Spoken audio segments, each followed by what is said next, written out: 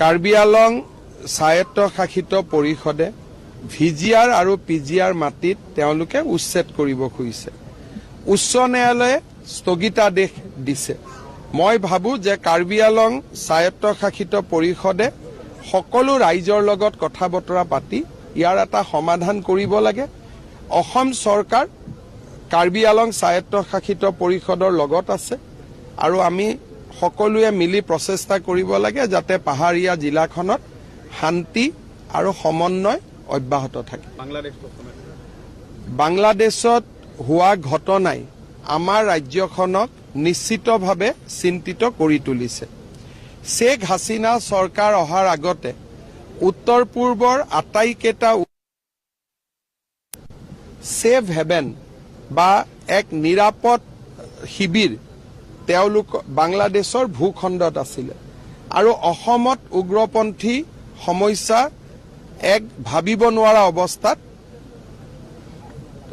অৱতীৰ্ণ হৈছিল।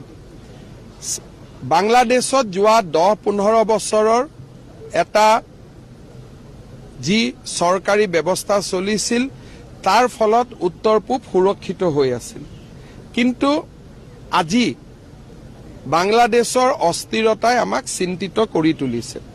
মই ভাবো প্ৰধানমন্ত্ৰী নৰেন্দ্ৰ মোদী ডাঙৰীয়াৰ কুশল নেতৃত্বত ভাৰতে বাংলাদেশৰ নৱনিৰ্মিত চৰকাৰৰ লগত কথা বতৰা পাতি উত্তৰ পূৰ্বৰ উগ্ৰবাদীসকলে কোনো কাৰণতে যাতে বাংলাদেশত নতুনকৈ আকৌ শিবিৰ পাতিব নোৱাৰে তাৰ বাবে প্ৰচেষ্টা চলাব।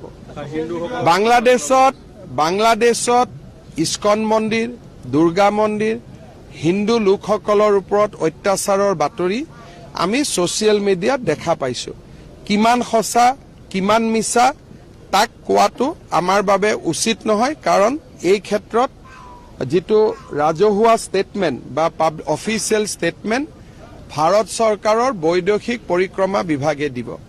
बांग्लादेश में जो भी घटना हो रहा है, हुआ है, नहीं हुआ है, उनका आधिकारिक स्टेटमेंट भारत सरकार ही दे सकता है।